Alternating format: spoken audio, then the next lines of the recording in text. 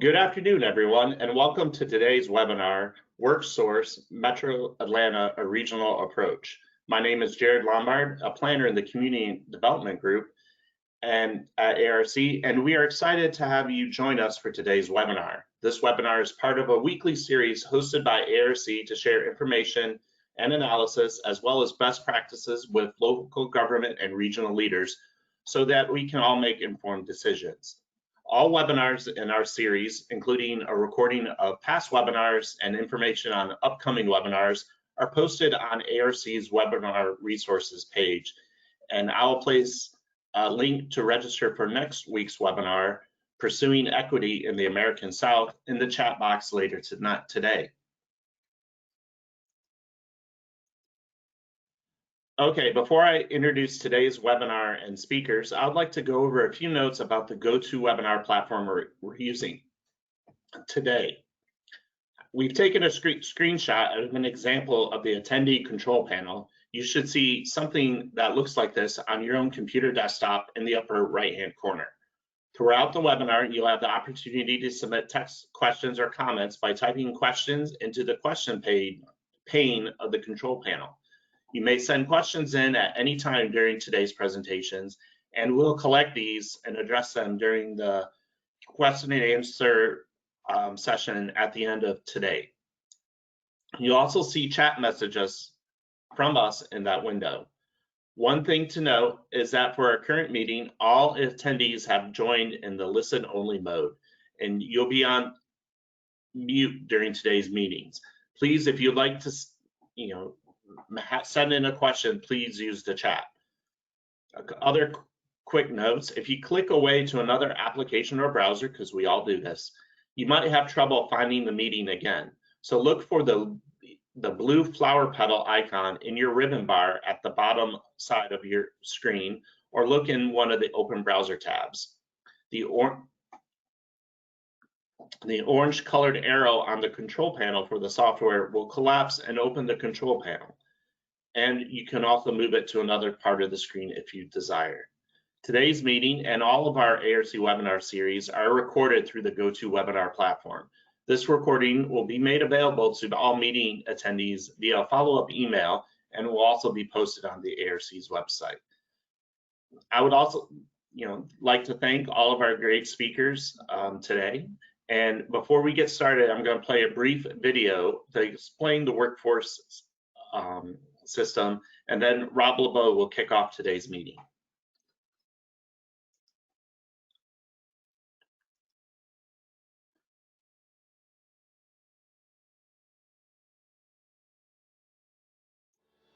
Your dream job is calling. We're here to help you find it. Finding the right job or career can be difficult and stressful. WorkSource is here to make it easy. Our personalized, step-by-step process provides job seekers like you with the support and resources needed to get a great job. Our career resource centers offer all the equipment you need for things like printing and sharing resumes and cover letters, as well as quiet places to make those important calls. You'll participate in job readiness workshops where you'll learn how to market yourself.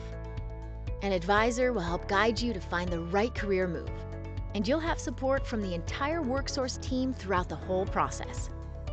Let's say you're looking for a career as a medical technician. You may need money for training, supplies, and assistance for childcare and transportation. WorkSource is here to help. Or you may want to become a driver. You'll need to learn to drive a big rig and get your commercial driver's license. Georgia has many occupations that need great workers, and WorkSource's dedicated career counselors can help you find the one that's right for you. The bottom line is that our first priority is your success.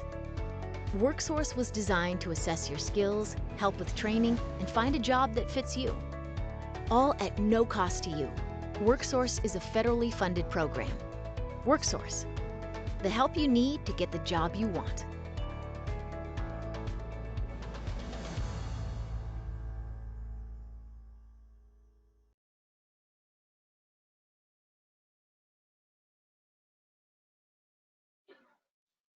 Well, good afternoon, everybody, and thank you for joining us today for this webinar on WorkSource Metro Atlanta, a regional response. So today we're going to discuss workforce development in the Atlanta region, how services and programs are provided currently, and what to expect as we continue dealing with COVID-19 and then move to a post-pandemic environment. I will provide an overview to set the stage and then introduce three panelists to discuss workforce development from their perspectives. We welcome your questions and comments and we'll work them into the discussion. So please use the question or the chat function on the right-hand side to make this an interactive event.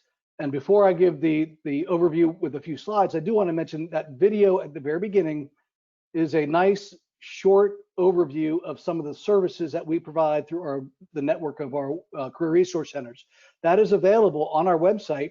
It's also available with captions in English and Spanish, and we are looking to caption it in other languages as well. So if you would like to view that, you can see it on our website, or you can contact me or anybody else here at ARC, and we'll be glad to help you with that. So the state of Georgia is organized in 12 workforce regions with a total of 19 local workforce development boards, as seen on the map on the left. Most of the regions are comprised of one region and one local workforce area. However, the 10-county ARC region is served by 5 independent local workforce development areas, as seen on the map on the right. ARC serves as the fiscal and administrative agent for one of these workforce areas, which is led by the Atlanta Regional Workforce Development Board. The ARWDB service area is branded as WorkSource Atlanta Regional. WorkSource Atlanta Regional serves 7 counties shown in the blue on the map, including Cherokee, Clayton, Douglas, Fayette, Gwinnett, Henry, and Rockdale counties. The other 4 local workforce development boards in Metro Atlanta are single jurisdiction based and include WorkSource Atlanta, WorkSource Cobb, WorkSource DeKalb, and WorkSource Fulton. Next slide.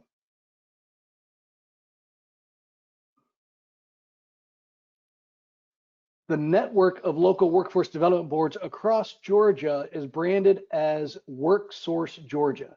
So anywhere throughout the state of Georgia where you see WorkSource Georgia listed, you know that you're dealing with one of the areas that is involved in the workforce development system under the Workforce Innovation and Opportunity Act in Georgia.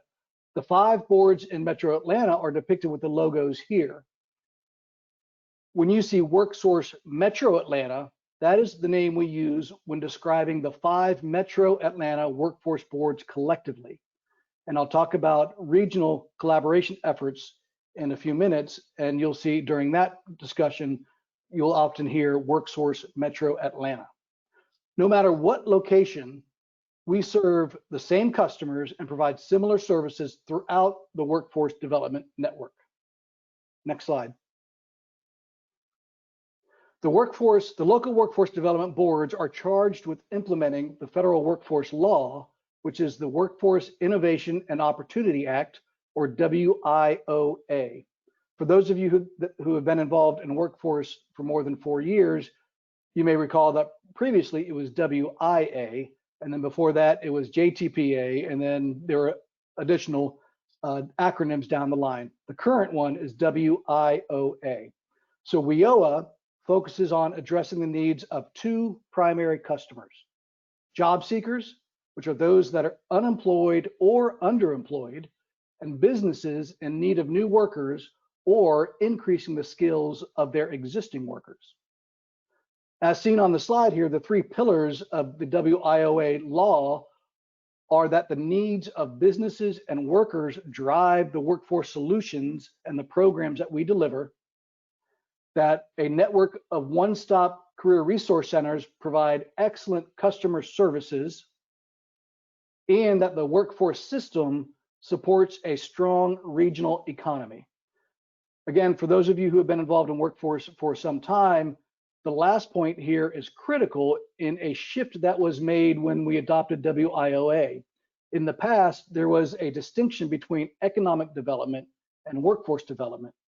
But with the WIOA, there was a clear connection drawn between the workforce development system in that it clearly supports a strong regional economy, and they cannot be separated.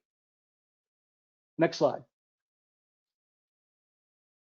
The primary way that we deliver services is through a network of career resource centers and youth programs located in each of the 10 counties in Metro Atlanta.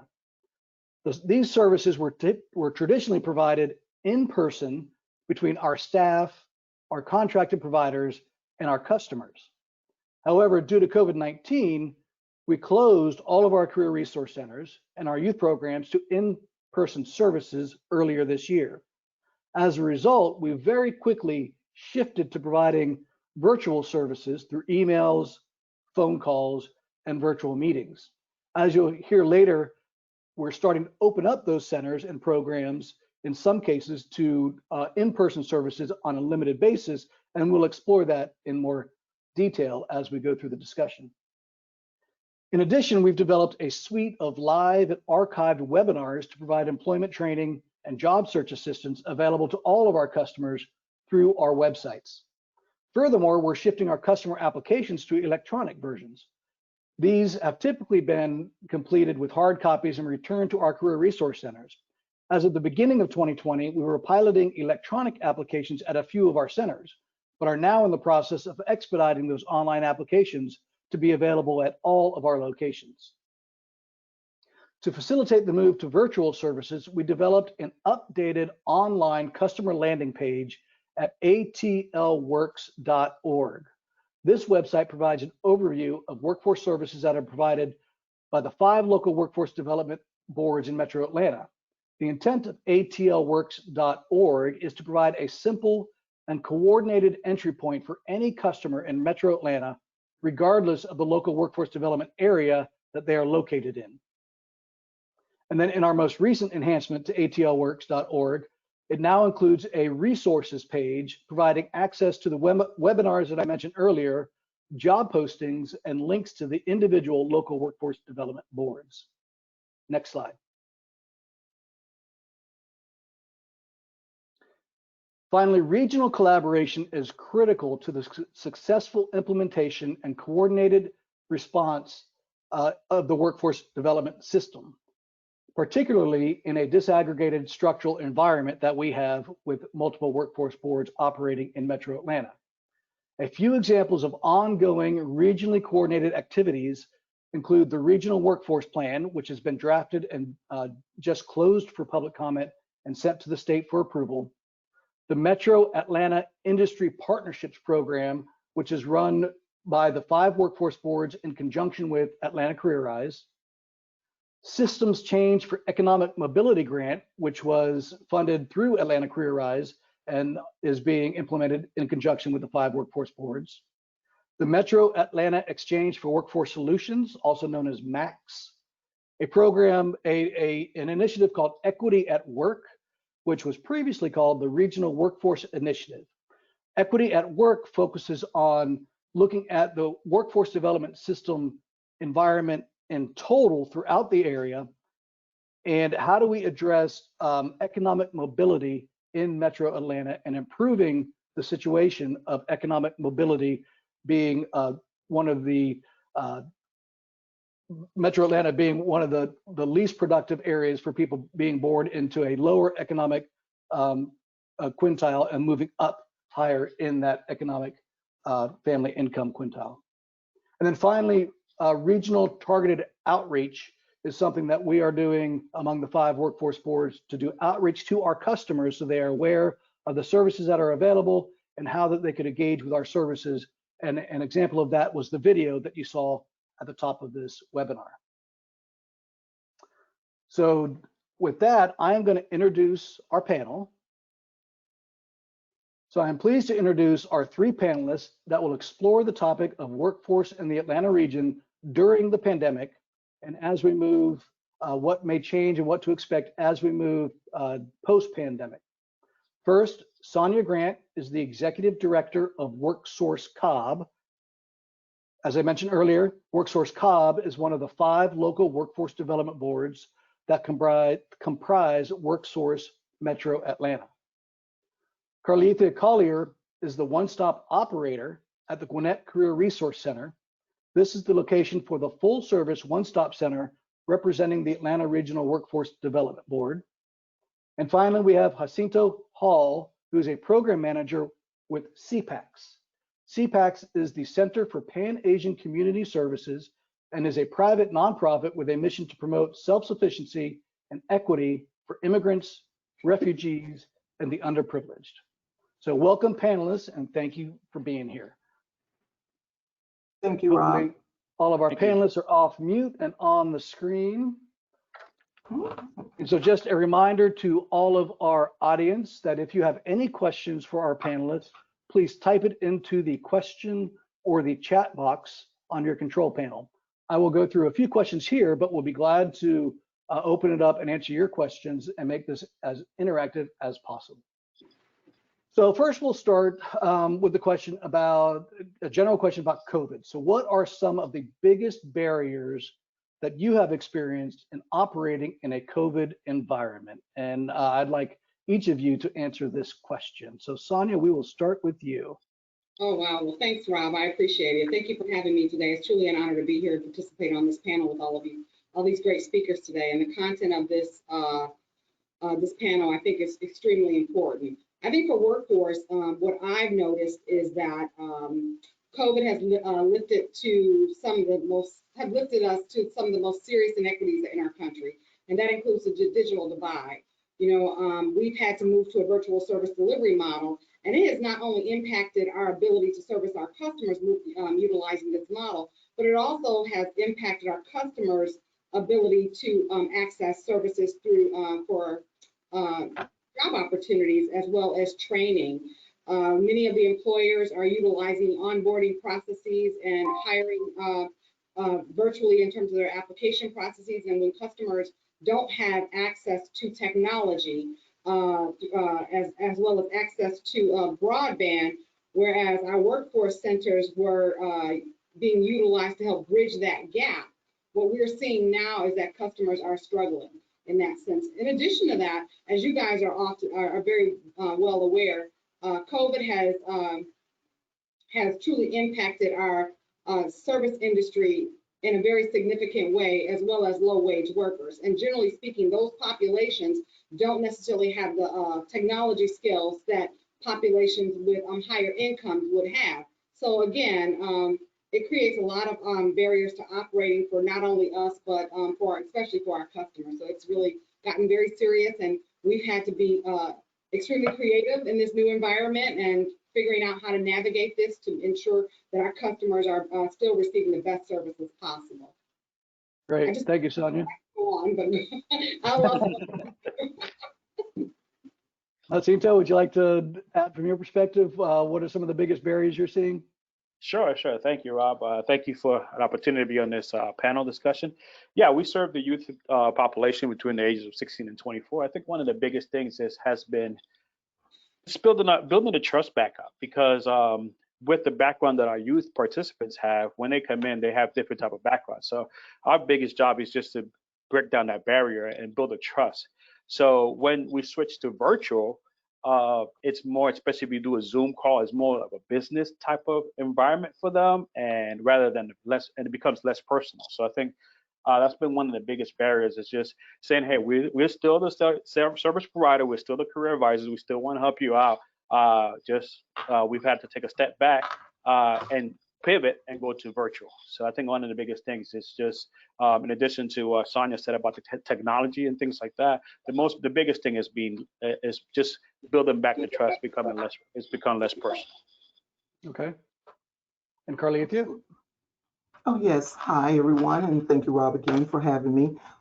Yes, I'm the one-stop operator for Area 7. And so my role is to bridge mandated partners together to provide resources to our job seekers. And I think for me, or here at the One Stop, piggybacking off of what Sonia and Jacinto said, of course, it's a technology issue, but primarily being able to reach out to the community partners that I normally would have access to in-house, such as Department of Labor.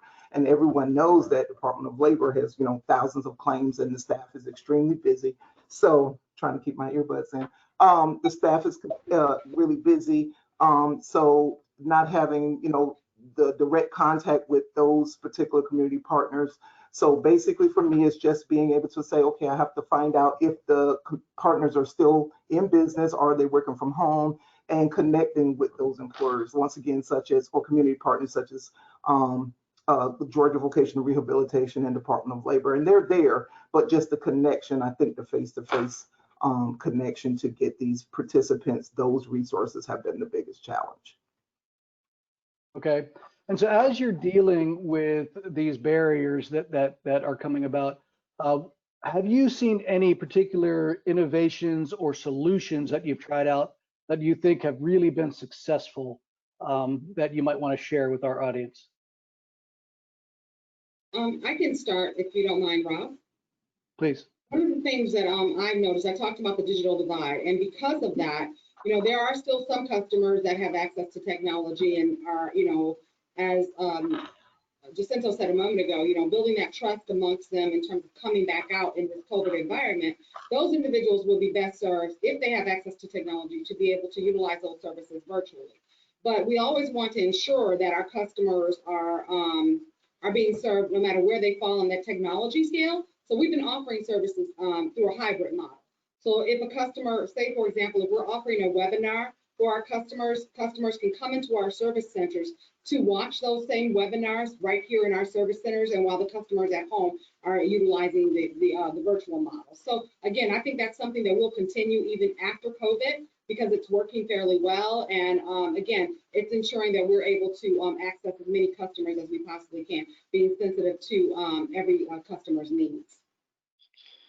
Yeah, as for the youth, I think one of the biggest innovations they found out is that they can actually use their phone with Zoom. They have all these apps, Instagram, social media, of course, but just teaching them like, hey, you could actually check your emails through your phone, and you could actually download an app called Zoom. They all have smartphones, so most of them have smartphones. So just being able to use the smartphone, and I think that's helped out with building back the trust because they use their phones every day. So it's easy for them to just grab their phones and talk to us through their phones. But now we're just doing more FaceTime and encourage them to say, hey, just download the Zoom app, download the team apps, things like that. Right. As far as everything here at the One Stop Center, as far as innovation, we are registering participants in LinkedIn Learning. So it's giving them the platform to be able to take, online trainings at home, whether it be Microsoft Office, project management, while they're waiting to get into a school or program. But I think that's the biggest innovation that we've had recently, and it's such a big success. So that, even after you take the course with LinkedIn, they have over 5,000 courses that you can take. You can actually put it on your resume and actually print off a certificate of completion to show that you've successfully completed a training, while you're waiting to, find employment. So that's a big thing we're doing as far as, for the job seekers, as far as innovation. Okay. So the way that we get a lot of our customers in the workforce system is by word of mouth, and with people going out and meeting people or people coming into the office. When we're in a social distancing environment, that becomes more difficult. So what techniques are you using to connect with our customers and spread the word about what is available and interact with your customers? I'd go first on that. Yeah, that's been a big barrier too, Rob, as far as the word of mouth, and especially when our participants come in our office, they usually come in with their families, or they bring their friends because their friends would bring them here a ride, and we've actually been able to register several participants just because they came in with their friends and be able to show them what we do with our program. But one of the biggest things what we've been doing is we've actually have the opportunity to receive different grants that provide different incentives. So our participants have been able to share what incentive they've received through our program. So that actually helps out with the word of mouth. So. Okay, good. I can go next, Rob. So basically the One Stop Center, for those of you who are familiar with WorkSource, we have the WorkSource Georgia portal, which all of our applicants are required to register. So there's, hundreds of applicants in this system, or job seekers, if you will. As a one-stop manager, I will send out email blasts of hiring events that will be taking place each week at the One Stop Center, as well as any additional community resources. So that's my primary way of reaching out, as well as my monthly One Stop partner meetings, in which we share resources to share with job seekers with the community partners as well. Okay. And so we've talked a lot about, it seems like a lot of our discussion so far has been about the job seeker and training our youth or adults. But businesses and employers are the second tier, not second tier, it's the second prong of our primary customer. So talk to us about, how do you engage with businesses, again, in a socially distant environment that we have now? I'll answer that question for us. I mean, we, as a workforce agency, like most workforce agencies, of course, we had a business services team that's right here on site that works directly with employers to assess employers' needs and provide the resources and services that employers need to ensure they're able to tap into that workforce ecosystem. Our team typically goes out to the business to assess the business and have face-to-face discussions. In this COVID environment, we've also been not only seeing employers in person, but to ensure that we can maximize our ability to practice social distancing and keep not only our employers safe, but also my employees here safe. We've been doing some some virtual discussions with our employers. Employers have actually been open to conducting virtual on-sites as well. So we've kind of been creative in that way. In addition to that, we're a part of the Atlanta Career Rise MAPE with the Metro Atlanta Industry Partnership, and they've been really great about engaging employers. So we've kept that consistent contact. They're that employer convener for us as well. So we're able to also tap into employers and bring employers to the table to get greater awareness of the workforce ecosystem through that that collaborative environment, that participation that we have with MAPE. But generally speaking, it's been going out to employers seeking face-to-face contact, as well as utilizing our virtual tools to tap into our employers and helping them to understand the resources and services that we have available. I think in the environment that we're working in currently, people are getting, especially business people, are getting very used to utilizing WebEx and Zoom and Teams, and people are feeling much more comfortable as well as confident in that way. And so they're open to utilizing the tools that we have at our disposal to ensure that they're not only safe, but their teams and businesses and employees are safe as well as ours. Yeah. For us, especially with dealing with the youth and our community partners being our business partners, we've basically just done phone calls and try to educate them on what we're still doing. We are still providing services for our participants, and also just ask questions like, how is it going for them? How can we assist? And also, we've also, like Sonia said, we've actually gone to face-to-face, of course, social distancing, and just talk to them face-to-face, just talk to them about, we're here, we're still working, we're still providing services, and we're here when you need us. Awesome. Okay. Yep, sorry, go ahead, Carly. Oh, yes. Of course, here at the One Stop, the way, I typically try to do it is with my monthly One Stop partner events. I tend to have at least one employer that will come and talk about the different, position and jobs that they have. So that's how I typically engage. And based on, I have a database of employers that I always keep, over the last 3 years. So sometimes I'll circulate back to those employers from a year ago and, just touch bases with them and say, hey, do you have more positions? Come and talk to my partner or at my partner meeting to discuss those jobs. And I also work in conjunction with the Atlanta Regional Commission's Business Services Solutions team. And whenever they locate new businesses in any of the 7-county area, we will have that collaboration to talk about that and connect with the employers that way through that Business Services Solutions team as well. Okay, great. Circle back if you don't mind. Sure. I would be remiss if I did not mention our chamber. The Cobb County Chamber has really been phenomenal for us in terms of engagement with businesses. We've been working very closely in partnerships, and we will continue to do that, working in partnership with them and engaging employers. They bring us to the table for every employer meeting that they possibly can. We're part of the industry councils there, and they have just truly been phenomenal, ensuring that we're able to connect with employers and ensuring that those employers are able to tap into our resources, or at least are aware of our resources. So I felt like I needed to say that, because I would be remiss if not mentioning working well with them. Absolutely, and you're so right that our chambers and our development authorities are key partners in the workforce development system, and we have to have really strong relationships with them to ensure that we're meeting the needs of our employers as well. On a related note, we have a question from one of our audience members. Marlena Norris is a business owner in Fulton County and is asking, how do I go about finding an employee or trainee through your organization? Well, I'll start. I'm not in Fulton County, but we have a fantastic Metro Atlanta portal where you can just click on atlworks.com. I'm sorry, atlworks.org, I apologize. And feel free to tap on there, tap on the county that you're located in, and it will connect you directly to the workforce agency that services that area, and they will assist you with talent recruitment, talent sourcing, as well as helping you to tap into all the resources that are available to you as an employer. So that's atlworks. It's atlworks.org. Am I right? Yeah. .org. Okay. Yeah. And just to follow up on Sonia's comment, yes, please go through atlworks.org.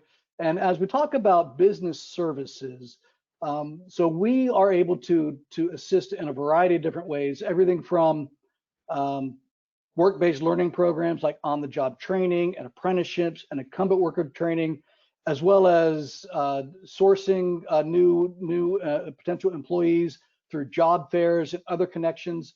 And so I'm going to go to Carlethia for a minute. I know you mentioned about job fairs, and at the Gwinnett One Stop Center, you were having quite a few job fairs in person, hiring events for employers at that location.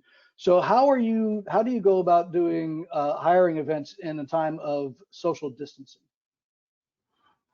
Yes, and pretty much like I had said earlier, already having the collaborations or connection with various businesses and employers, we basically moved to an online platform.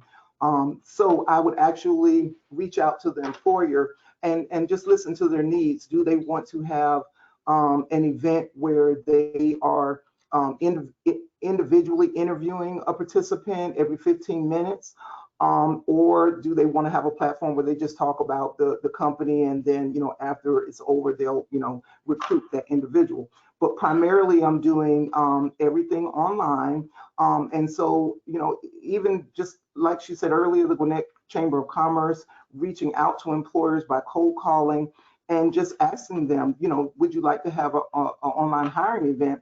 And most of them will say, is there a cost involved in this? And so, but then once I tell them, no, this is no cost to you, they're like, well, hey, sign me up, So, so just keeping employers engaged, and like I said, just offering online hiring events, connecting with business services at ARC, as well as with all of the other business services, not only in our area, but in the city of Atlanta and Fulton County and Metro Atlanta. We kind of collaborate from time to time. Hey, if there's a job in Sandy Springs, I will forward it to them, and vice versa, and they would forward employers to me.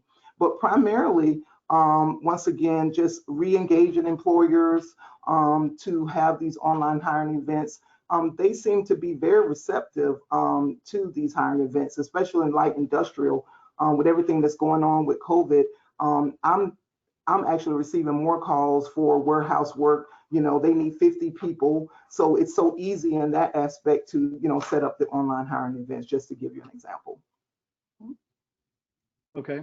And I will mention, I see that Robert Herrig is on the line with the Aerotropolis Atlanta, and the 5 workforce boards working in conjunction with Atlanta Career Rise and Aerotropolis did a hiring event just recently that was very successful, and we'll be going out and doing additional job fairs throughout the region over the coming months. So we look forward to that as well. Carlethia, let me go back to you for one more question. No, sure. So as the one-stop operator, really have a primary responsibility of maintaining partnerships with multiple organizations at the Gwinnett Career Resource Center. They're both required partners, as well as you have really expanded that to include many other partners as well. How do you think collaborations and partnerships are changing during the pandemic, and in a post-COVID environment? Do you think there'll be the way that we are collaborating differently than before the pandemic? Basically, the good part is, Rob, is that I had a really good collaboration with my core and mandated and required partners prior to COVID. So if we had, so every month when I have one-stop partner meetings, I would have at least 25 to 30 people in attendance. During COVID, I still maintained that attendance. So post-COVID, I feel that it may be stronger connections because we've added new partners, community partners to the network during COVID that didn't know about us, like, Spark Single Family Alliance Center, who provides, free, rent, food, and clothing. And she said, okay, I never knew about this. So now she's a partner ongoing. So I think that in these one-stop partner meetings that I have, we're talking about, hiring events that are happening within those community partners, resources. So I believe during this time, we've actually strengthened the partnership and the referral process over time because we have more attendance because it's online. So post-COVID, I believe that it'll be a little bit better. I mean, every partner may be a little busier, but I do believe that the partnership will be strengthened based on the fact that we have found out more about each other during the period of COVID. Okay, great, thank you. And just a quick follow-up, Robert did provide a comment about the Aerotropolis. There were over 1,000 participants were involved in the first job fair that we had down there. So well done, obviously very successful. And for anybody in our audience, if you are employers or want to connect job seekers, please let us know, send us an email, and we'll be glad to let you know when the next ones are coming about. Sonia, so I mentioned early on that when COVID first hit, all of the career resource centers across the metro region, actually across the state, closed their doors for in-person services, and we moved to virtual services. Cobb was one of the first to open back up to in-person services. Talk to us a little bit about how you have made that transition and any lessons learned that you are seeing from your time in doing that. Yeah, we're definitely functioning in some unprecedented times right now. March 18th, we closed our service centers to our customers, and like most workforce agencies, probably most businesses, there was no past precedent to follow. This has never happened. So although we had emergency plans, there was no pandemic emergency plan, which is much different from the emergency plan. So we had to develop a pandemic emergency preparedness plan. That was the very first thing that we needed to do. And my first inclination was safety first. I had to ensure that my staff was safe, and I also had to ensure that my customers were safe. And as a critical service provider, we knew it wasn't a matter of if we were going to reopen, it was when we were going to reopen. So we knew that because of this economic downturn, that we needed to reopen our service centers to our customers, and that they needed us. So we had to develop strategies and tools to support getting our customers that education, that training, and everything that they needed. But at the same time, so it was like building the plane while you're flying it, right? And at the same time, we had to make sure that our staff was safe. So we developed clear and consistent communications with working very closely with our EO officer here.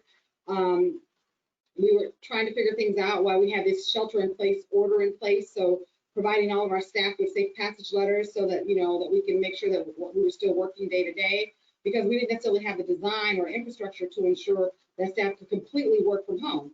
Like most workforce agencies, we just were not prepared for that. We're accustomed to being able to operate with customers coming into our door. So at the end of the day, we were eventually able to develop a working in partnership with our Metro Atlanta partners, of course, DeKalb, ARC, Atlanta, Fulton.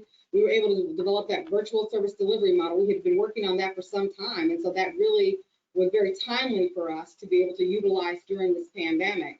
But we had to understand our own organizational capacity, understand what kind of skills we had around the table in terms of our staffing and what kind of training that they needed. Again, thinking about maximizing social distancing. So there's a lot of different things that came into play.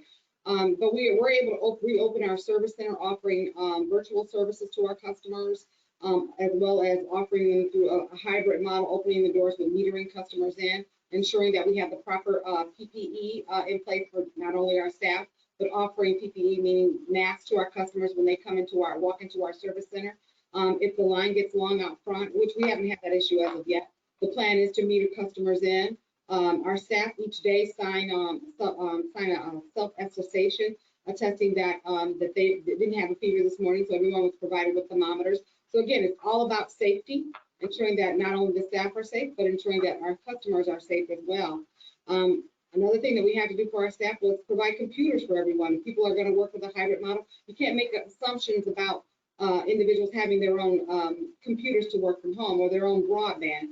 Once again, the digital divide is a very real thing, not only for your customers, but can be for your staff as well. To put it simply put, the internet costs money. So because those things are an additional cost to individuals, you have to be sensitive to that and be willing to provide your team with the equipment that they need to be able to effectively and expeditiously work from home. So we were able to provide that to all of our customers, including to our staff, including hotspots that they may need to function. We had cell phones out there, but now we're utilizing Google Voice. So researching all the tools that are available that are to you that may be free. So Google Voice is actually a free resource that your staff can use to communicate with customers. So that was another resource that we were able to tap into and that we're currently utilizing to meet our customers' needs. We developed online chat to, again, mitigate the number of people that are coming into our service center as well as maximizing our ability to practice social distancing. So if a customer has a question, they don't necessarily have to stop into our service center. If they have access to broadband or a computer or technology, they can go online and talk to our staff via online chat. So we're utilizing online chat as well. One of the most important things that we had to also do is because we don't always have, as workforce agencies, we don't have a money tree in the backyard. So we have to think about our funding sources and what our funding sources allow us to do. So we had to identify supplemental funding for our workforce agency to be able to build out that infrastructure. We've installed sneeze guards at all of our stations and reduced the amount of space at the front desk area and the amount of seating up front to install sneeze guards in those spaces. So again, you have to have the funding to be able to do those things. So we had to seek out additional funding to support building out our infrastructure to meet the needs of not only our staff, but also our customers. That was a long answer to a simple question, but there was a lot to do to try to get us up and running and to feel good about and comfortable enough to be able to open our doors. And I'll be honest with you all on this call today. One of the biggest challenges was calming down my team. People were worried. We're human too, so people are all scared, everybody, including myself. But we have to remain calm in this very fluid environment with the emergency agreements changing every day, and all the CDC guidelines changing. So we had to be calm, and we had to make sure that our staff was comfortable enough to understand that we do have your best interest at heart, and that we're not going to put you in harm's way. And we're going to do this as effectively and as safely as we possibly can. So we offer a lot of options to them as well. So I think we've done a good job thus far. People are feeling very, very good. I even offered potentially to furlough people if we needed to, if they were nervous about the work that we had to do, because we couldn't close our doors. But to be honest with you, not one person took a furlough. Everybody felt safe enough and understood that we were a critical service provider and that our customers needed our help, and they were willing to stay on. So I'm very proud to be able to say that. Great. Thank you, Sonia. Those were great remarks, and we appreciate you sharing your experiences, something I know that we can all learn from as we all start to open back up. Jacinto, I believe you are doing some in-person by appointment meetings as well. And anything in addition to what Sonia mentioned about what you've had to do to prepare for that? One of the biggest things is that in my office, we have, I work in a satellite office. Our main office is in DeKalb County, and I work in Gwinnett County. So in this office, we have social service, we have ESL, and then we also have our youth program. So one of the biggest things is we only could have 4 clients at a time. That includes all of our departments. So we have to actually put in a time slot. So for our youth, they like to come in anytime, and they just walk in. So, and not only our current participants, but also our former participants like to come in to get help on, hey, I need a reference. Can you help me rebuild my resume? Things like that. So it's like by appointment only. So I think that's the biggest thing we've had to adjust, is that you can't just pop up. You can't just show up. You have to actually call us until we could set you up an appointment. Okay. All right. And a follow-up question to you, Jacinto, with CPACs is a big organization, and I know you've been talking to us from the youth workforce standpoint. Yeah. But we also know that CPACs partners with ARC on a variety of things, including with our aging services and our transportation services, and you're involved in a lot of different community services. But what can you tell us about the importance of an organization providing multifaceted support to the community, both pre-COVID and in the current during pandemic times? Yeah, just to piggyback a little bit what Sonia said is about the employees, is that, although we were scared, we do provide services for the community.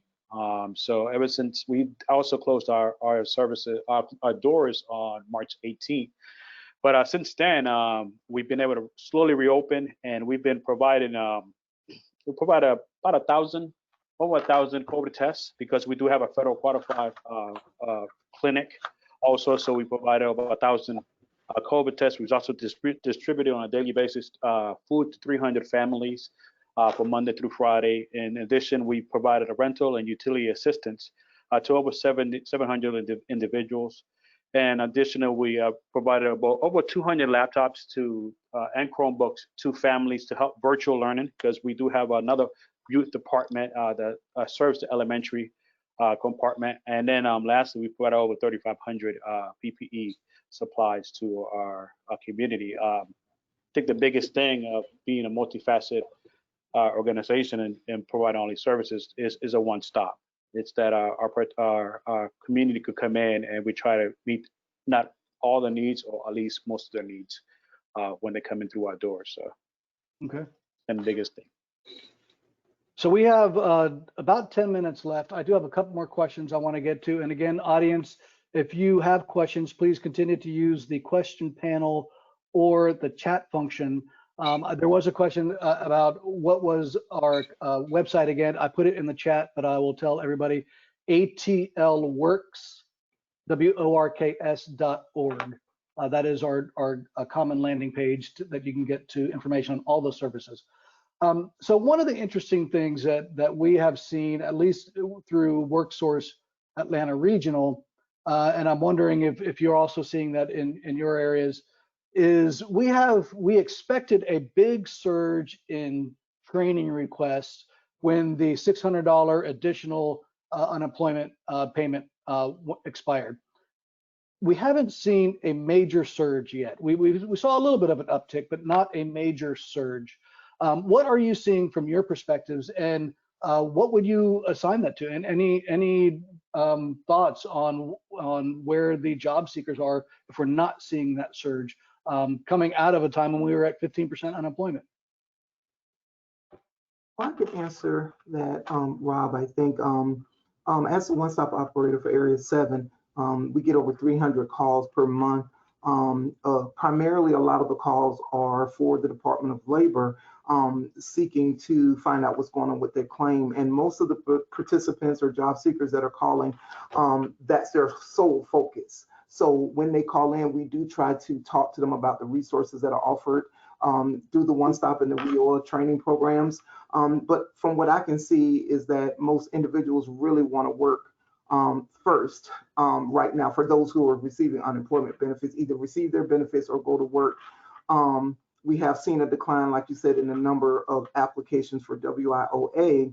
And I just attribute that to, like you said, the additional funding that people are getting from Department of Labor, I had several employers call me and tell me that, hey, he's looking for additional people to come to work because, the salary is a little low, but because they're getting the unemployment, he can't get those jobs filled. But just based on the phone calls, that we receive, it's primarily for housing resources, rent assistance, like Jacinto said, light bills, phone bills, things like that. So that's what we find most that we're helping with is, being able to sustain their lives, either get a job or receive the unemployment benefit, just keeping money coming into the household. And I would add that, like most workforce agencies, we also expected that we would see a huge surge after the CARES funding had concluded in July.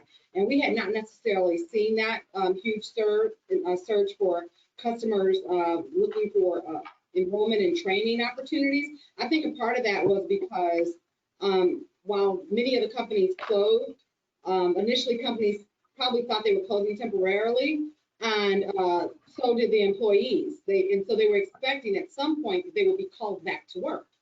And as this closure is becoming, I won't say more permanent, is becoming permanent or for a longer period of time, I think people are starting to see that, maybe the additional CARES funding is concluded, so we haven't gotten anything additional. But in addition to that, my company has not called me back. So what we've had to do as a workforce agency is to somewhat reimagine ourselves. So we've had to conduct, we had a recent enrollment on-site on October 3rd here at our service center, doing very robust outreach to customers. And since the pandemic, actually emergency started back in March, we've been consistently giving out this message that, hey, this is a good time to, while you're laid off and receiving that unemployment, to upskill yourself and position yourself for higher wages. Because our goal is to always improve economic mobility for the customers that we're serving. And as I said a moment ago, many of the people that have been laid off and affected by this, not all of them, of course, but many of them are people that are in our service industry or people that are making very low wages. So this is a good time to use this time wisely and take that time to upskill yourself, participate in a training program while you still can and you're receiving that unemployment, and get enrolled. So on October 3rd, we hosted an on-site for enrollment, and we had over 70 people show up. We had over 300 inquiries. We're hosting another on-site on October 24th and another one on November 7th to bolster that enrollment and remind people that this is the time to enroll and get enrolled in those training programs. One of the problems I think we had also was that the schools were not necessarily prepared for this pandemic either. So a lot of the training schools weren't prepared to provide training virtually. And again, we're back to the digital divide, so customers can't necessarily participate in it virtually. So a lot of different variables are complicating the issue. But as we're getting I don't want to say we're getting used to this, but we're learning to navigate this new normal. That's what I'll say. We're learning to navigate the new normal for us right now, all of us, the customers, the training institutions, as well as everyone else, the employers as well. As we're beginning to learn to navigate this, we're understanding how this is going to work for us for the period that we're in this environment. And I think we'll start to see that uptick. And one of the things that I've noticed is there's still some confusion as to what funds are available. I can tell you from the Atlanta Regional Commission, we had to put a hold on new training services back in March because we were running out of funds at that time. And we had to maintain that hold. I will say that we have dislocated worker funding now. So if we have customers that qualify as a dislocated worker, basically anybody that had been laid off because of the pandemic, you qualify as a dislocated worker. Those funds are available. So we can do training, we can do work-based learning, all of those funds are available. So please understand that those funds are flowing.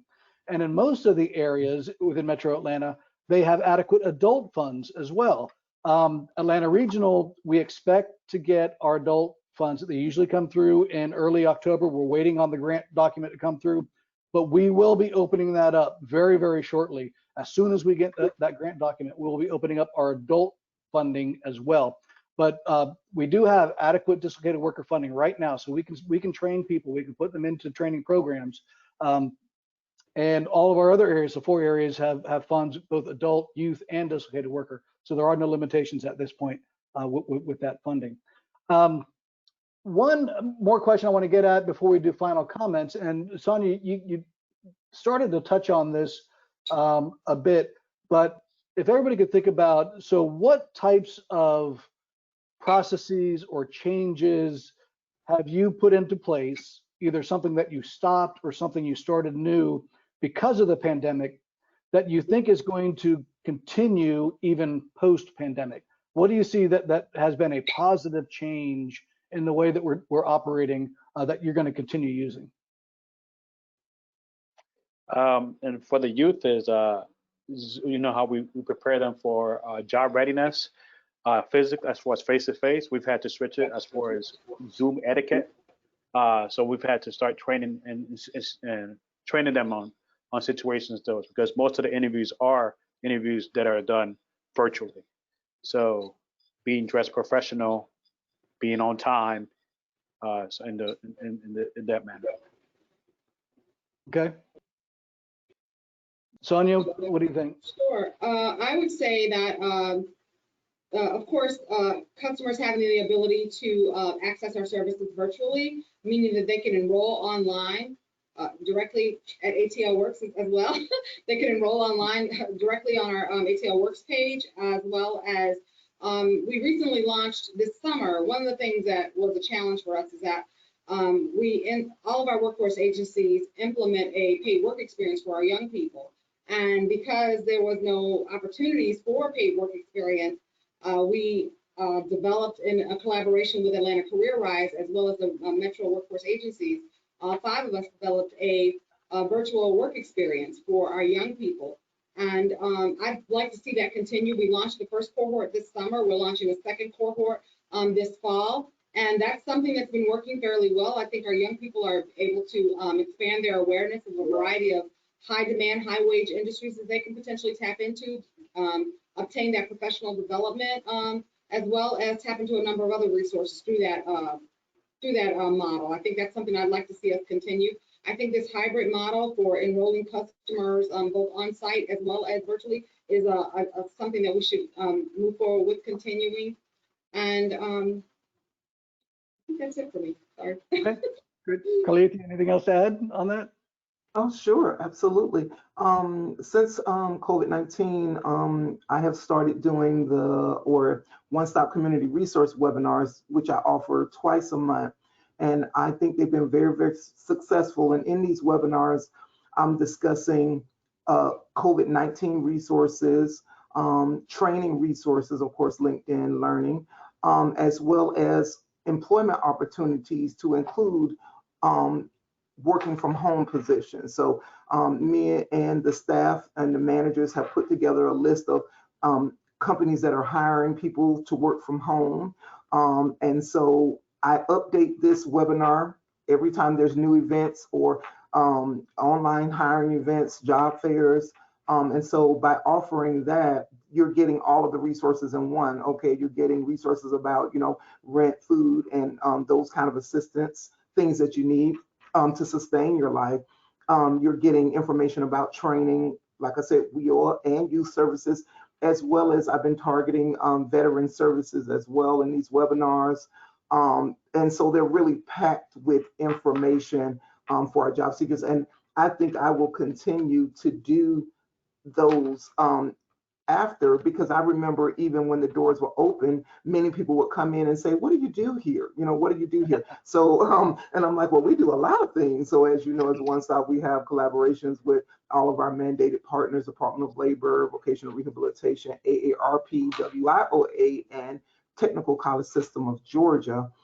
And so people don't know all of those resources are in the One Stop. So I will definitely continue to do those webinars even after we come back into the office and go to business as usual. Great. Yeah, and I'll follow up with the webinars.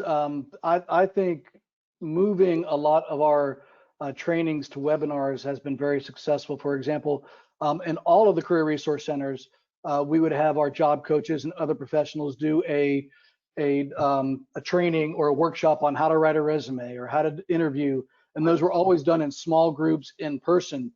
We're now doing those as video webinars, and they are posted on the website, so anybody can now go in and just watch the webinar on how to write a resume. I think that's been an excellent practice, and I really hope that we will continue doing that for a lot of our services. So we are towards the end of our time, and I would just want to ask as we close, each panelist, if you just give us a quick thought, what is like one final comment or one takeaway that you would like our audience members to keep in mind as we close out our session today? And we'll start with Jacinto. Yeah, as dealing with youth, this pandemic has not only affected the youth, it's affected the whole family. And I think that we've taken the opportunity to get the parents or the guardian or a big brother involved in their process to help them become successful. So it's been very helpful, just getting a family member engaged. Right, thank you. Carlithia?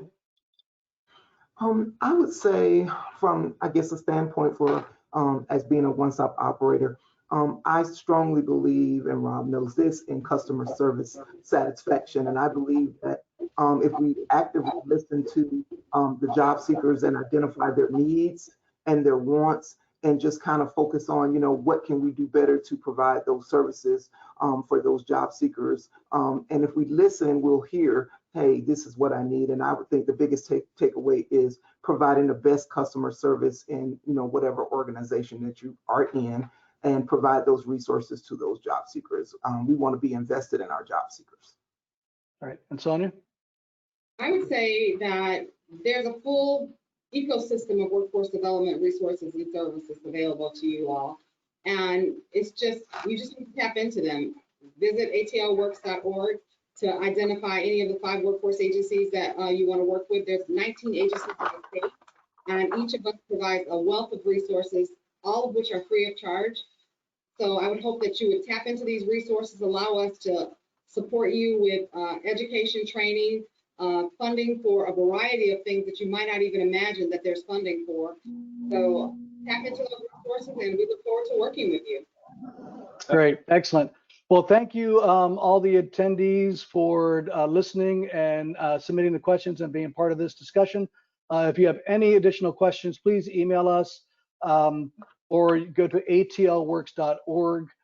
We'd love to hear from you. I would like to thank Jared, our technical support on the back end here, and Junior for organizing the session. And especially thank you to our panelists, Sonia Grant with WorkSource Cobb, Carlithia Collier, our one-stop operator at the Gwinnett Career Resource Center, and Jacinto Hall with CPACS. Thank you for your time and sharing your experiences with us. It's great to work with you, and it's great to hear from you. And thank you again, everybody, and have a wonderful week. It's been a pleasure. Thank you, Rob. Guys. Thank you all. Thank you.